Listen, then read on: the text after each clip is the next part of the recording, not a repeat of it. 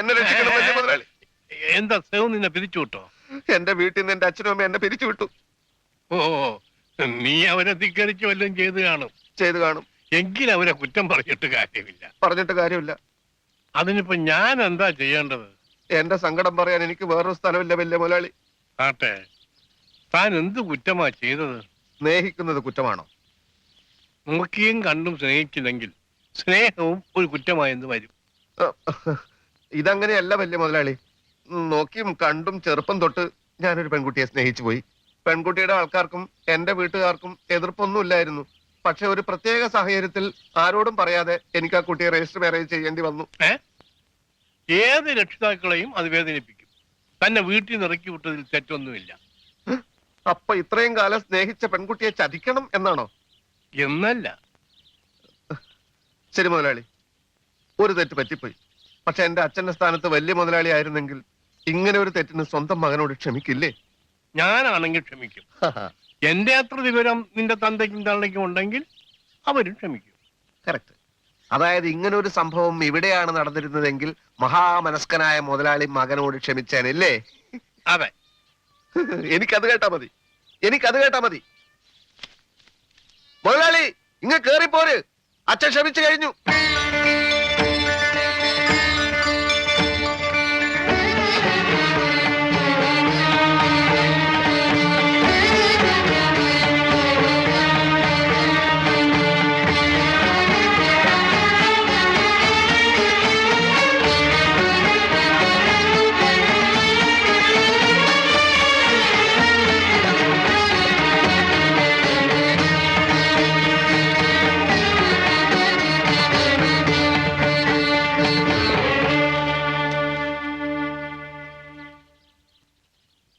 മറ്റൊരു മാർഗവും ഇല്ലാതായി പോയി അച്ഛ. ഓർക്കണം.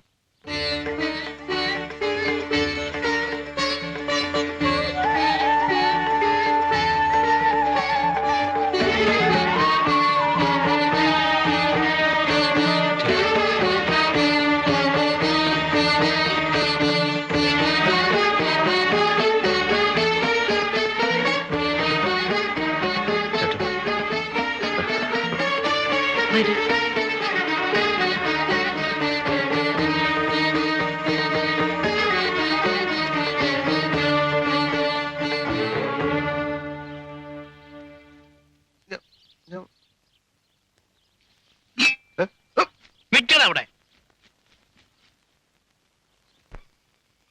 എന്തായാലും 1500 കൂടുതലാ സാറേ. സത്യത്തിൽ ഈ കച്ചവടത്തിൽ എനിക്ക് ഒന്നും കിട്ടില്ല. ആര് പറഞ്ഞു? ഇത് എത്ര രൂപയുടെ മെറ്റീരിയൽസ് ഉണ്ടെന്നാണ് എന്റെ വിചാരം. എന്നാലും സാറ് ഡിപ്പാർട്ട്മെന്റിൽ സാധനങ്ങൾ കട്ടെടുത്ത് തരുമ്പോ ഇത്രയും ചോദിക്കാറില്ലായിരുന്നു. ഏടോ, അത് സർക്കാർ മുതല, ആർക്കും നഷ്ടമൊന്നുമില്ലല്ലോ. ഇതെന്റെ അനിയന്റെ, എനിക്ക് ഇത്തിരി എണ്ണുണ്ട്, അത് മനസ്സിലാക്കണം. അതേ സ്ഥലം വിട്ടേ. നാളെ ഞാൻ ആ വഴിക്ക് വരുമ്പോ കാശെടുത്ത് വെച്ചാ കിട്ടാ. അല്ല സാറേ, വേറെ വലിയ സാധനങ്ങളൊന്നും ഇല്ല. ജംഗ്ഷനിൽ ഞാൻ വലിയൊരു ട്രാൻസ്ഫോർമർ കണ്ടു വെച്ചിട്ടുണ്ട്. അത് കുറേശ്ശെ പാർട്സ് ആയിട്ട് ഇളക്കിട്ട് നിന്റെ അണ്ണാക്കിൽ കുത്തിരാം. ഒന്ന് പോടോ കൊടുത്ത്. വണ്ടി എടുക്കും. ആരെങ്കിലും ഒന്ന് കണ്ടാണ്ടല്ലോ എന്റെ ജീവിതം പോയി. കള്ളന്നുള്ള പേര് മാത്രം എനിക്കില്ലാത്തത്.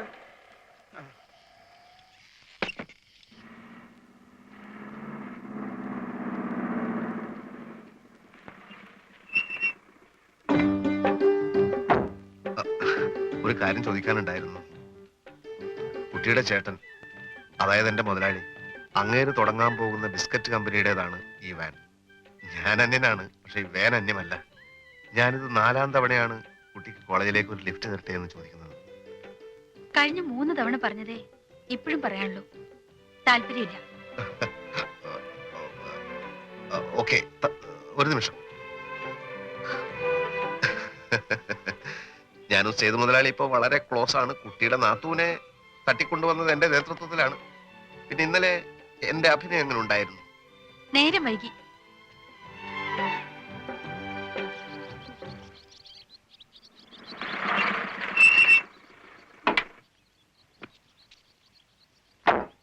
എന്താ നിന്റെ പേര്? നമ്മുടെ വയറിംഗ് മെറ്റീരിയൽസ് മുഴുവൻ കളവ് വേടാ. നമ്മൾ നമ്മുടെ സാധനങ്ങൾ ഭദ്രമായി സൂക്ഷിക്കുക. ഈ കാലത്ത് മോഷണം തടയാൻ അത്രേ ഉള്ളൂ വഴി. സർ, ഇവിടെയുള്ള സ്റ്റാഫിനെയൊക്കെ വിളിച്ച് സ്റ്റേഷനിൽ കൊണ്ടുപോയി നമ്മുടെ പെരുമാറ്റ മുറകളൊക്കെ ഒന്ന് കാണിച്ചു കൊടുത്താൽ വയറ് വെളി വരും. ഇവിടുത്തെ സ്റ്റാഫിനെ ഒന്നും കൊണ്ടുപോണ്ട. വെളിയിൽ നിന്ന് ആര് വരാനാ സേതു സാറേ സാറിന്റെ 2 ചാൺ വയറ് മോട്ടിക്കാൻ? സാറ് സമ്മതിക്കാണെ കള്ളനെ ഞാൻ ഈ നിമിഷം പിടിച്ചു തരാം സാറേ. അന്വേഷണം പുറത്തു മതി. സ്റ്റേഷനിൽ കംപ്ലൈന്റ് കിട്ടിയാൽ അന്വേഷണം പുറത്തു വെച്ച് വേണോ അകത്തു വെച്ച് വേണോ എവിടെ വെച്ച് വേണം എങ്ങനെ വേണമെന്ന് ഞങ്ങൾ തീരുമാനിക്കും കേട്ടോ സാറേ.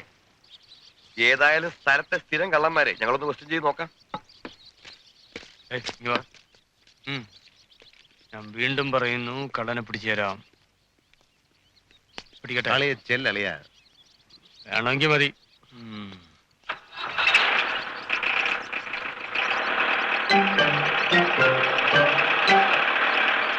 ഏകദേശം എത്ര രൂപയുടെ സാധനങ്ങൾ നഷ്ടപ്പെട്ട് കാണും മുതലാളി? എനിക്കൊന്നും അറിയാൻ മേലടോ, എന്റെ തല ചുറ്റുന്നു.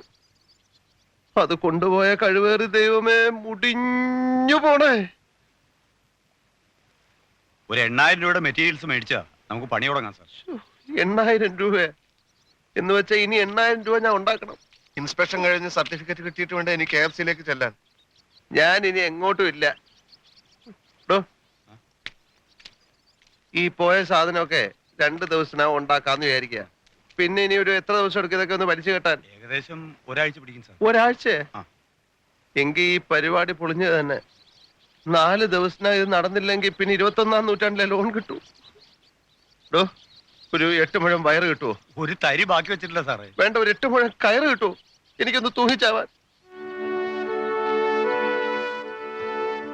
മുതലാളി വിഷമിക്കാതിരിക്കും, നമുക്ക് സമാധാനമായിട്ടിരുന്ന് ആലോചിക്കാം. എങ്ങനെ സമാധാനം ഇരിക്കോടോ? രൂപ 1ഉം 2ഉം അല്ല, 8000 അല്ലയോ?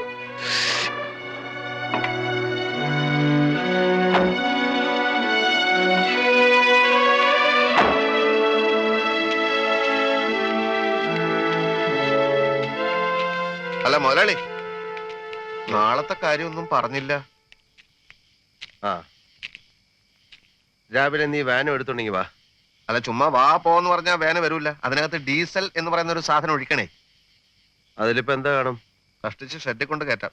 പോവാ? ഓ, ഷെഡ് വരെ പോവോ? ഓ, എങ്കിൽ നീ ഇതുകൊണ്ട് ഷെഡിലിട. നമുക്കൊരു നല്ല കാലം വരുമ്പോ ഇതെടുത്ത് ഓടിക്കാം. നീ രാവിലെ ജംഗ്ഷൻ ചെയ്യുന്നാ മതി, ഞാനങ്ങ് വരാം. അല്ല, വയറിംഗ് മെറ്റീരിയൽസ് ഇടോ? അതാടോ പറഞ്ഞ് വാനിന്റെ RC ബുക്ക് പണയം വെച്ച് ബേബിച്ചായനോട് ഇത്തിരി കാശ് ചോദിക്കാം. ഓഹോ, അപ്പൊ വേനും പണയത്തില്ല. എന്നാ നീ രാവിലെ വരുമ്പോ ഒരു 5 ലക്ഷം രൂപയും കൊണ്ടുവാ.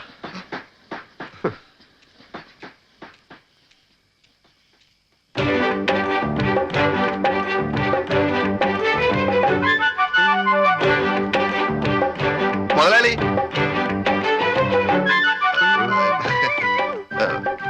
വല്ലാതെ ദാഹം, കുടിക്കാൻ എന്തെങ്കിലും?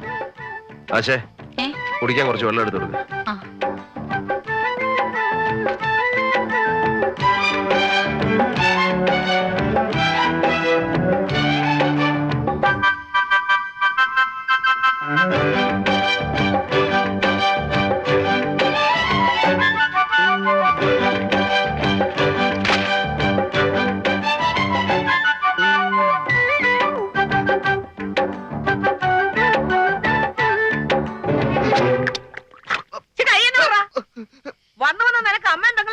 ചേച്ചി, ഞാൻ അത് ഇത് എന്തോന്ന് ഞാൻ നിന്നെ ഞാൻ സേതുക്കുഞ്ഞോട് പറഞ്ഞു നിന്റെ ജോലി ഞാൻ കളിപ്പിക്കും. ചേച്ചി എന്നോട് ക്ഷമിക്ക്. സേതു, സേതു.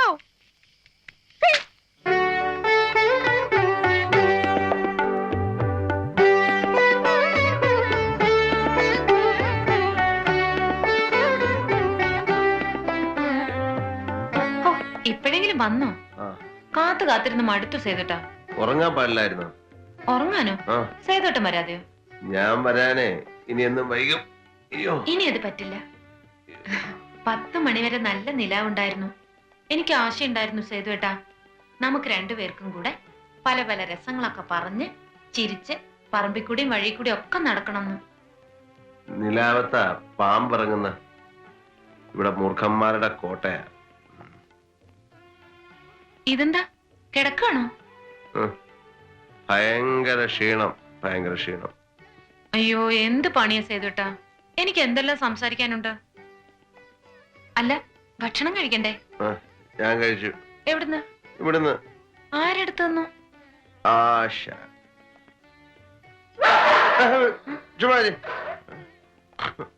അപ്പൊ വന്നിട്ട് ഒത്തിരി നേരമായല്ലേ? സേതുവേട്ടൻ എന്നെ ഒന്ന് വിളിച്ചു പോലുമില്ല. ആരാ കേട്ടത്?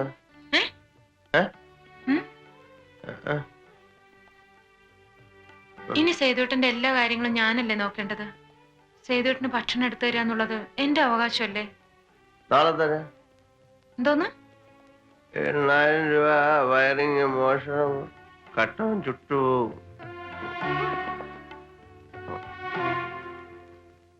ഇതിലിപ്പോ മടിക്കാനൊന്നുമില്ല. മാസം കഴിയുമ്പോ ശമ്പളം കൊടുക്കണമെന്ന് അമ്മാവ് സേതുവിനോട് പറഞ്ഞല്ലേ. ഇന്നിപ്പോ തീയതി 7 എന്നാലും ഒരെന്നാലും ഇല്ല. എനിക്കൊന്ന് എന്റെ വീട് വരെ പോണം. വെറുതെ കൈ വീശി അങ്ങോട്ട് ചെല്ലാനേ ഒരു പിച്ചക്കാരന്റെ കൂടെ അല്ല അച്ഛനും അമ്മ എന്നെ ഇറക്കി വിട്ടത്. നിന്നെ കെട്ടിയതിന് ശേഷം ഞാനൊരു പിച്ചക്കാരനായി നീ നിന്റെ അച്ഛനോട് എന്ന് പറ. ദേ നിങ്ങൾ സേതുവിനോട് ശമ്പളം ചോദിക്കും മനുഷ്യ. അവൻ സ്വല്പം ബുദ്ധിമുട്ടില്ല.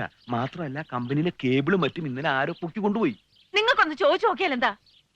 കേബിളാ? ഇന്ന് എന്തായാലും സേതുട്ട് ഉച്ചയ്ക്ക് ഊണ് കഴിക്കാൻ എത്തി പറ്റൂ. സമയം കിട്ടും തോന്നില്ല. എന്നാ ഞാൻ ഫാക്ടറിയിലോട്ട് വരട്ടെ. ഫാക്ടറിയിലോട്ടോ?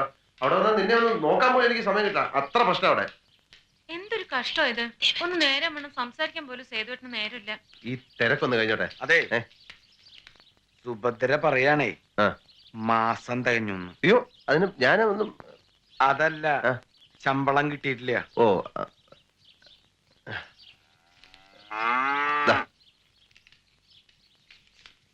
ഇതാ ശമ്പളം 17 രൂപയുണ്ട്. അച്ഛനെ അമ്മേനെ ആരോ വേണേ പോയി കാണും.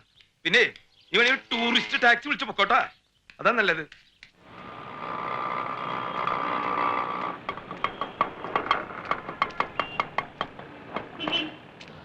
RC ബുക്ക് എടുത്തല്ലോ അല്ലേ? ആ ഉണ്ട് ഉണ്ട്. വേവിച്ചാനെത്തിയ ഇപ്പൊ ഒരു ഇരുന്നട്ടെ.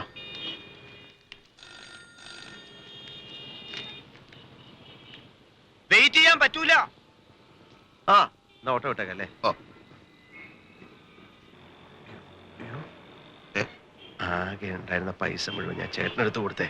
ഓഹോ നിന്റെ പൈസ വല്ലതും ഉണ്ടോ? എന്റെ 75 പൈസ ഉണ്ട്. എനിക്ക് വേറെ ഓട്ടോ ഉണ്ട് സാറേ. ഇങ്ങനെ ഇവിടെ തന്നെ നിൽക്കാൻ പറ്റൂ? ആ അയാൾക്ക് വരെ ഓട്ടോ ഉണ്ടെന്ന്. വരുന്നുണ്ടാ? ആ എന്താ ചെയ്യാ? ഒരു കാര്യം ചെയ്യാം. മുതലാളി വാ. എവിടെ എവിടെ മുതലാളി വരണം. എങ്ങോട്ട്? വേറൊരു സ്ഥലത്ത് നിന്ന് വാങ്ങിച്ചു കൊടുക്കാം. എവിടുന്ന്?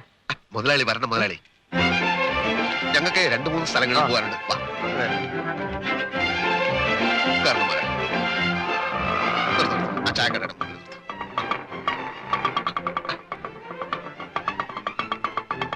വന്നാട്ടെ. വന്നേ. എനിക്കിപ്പോ ചായ വേണ്ട. ചായ എനിക്കും വേണ്ട. ഇവിടെ ഇരിക്കാം സാർ, ഇവിടെ ഇരിക്കാം. ഇവിടെ ഇരുന്നോളൂ. പുട്ടുദോശ, പൊറോട്ട, അപ്പം, മട്ടൺ ചാപ്പ്, ചിക്കൻ കറി. 3 പൊറോട്ടയും മുട്ടൻ കറിയും. അല്ല മട്ടൻ കറിയും. അതെ മറ്റേ കൈ കഴുകാനുള്ള വെള്ളം. വാഷ് ബേസിൻ എന്താ അവിടെ ഉണ്ട്. നമുക്ക് കൈ കഴുകാം. ഓടിക്കോ മതില്. ഓടാ മുതലാളി. അല്ല ഓട് മുതലാളി.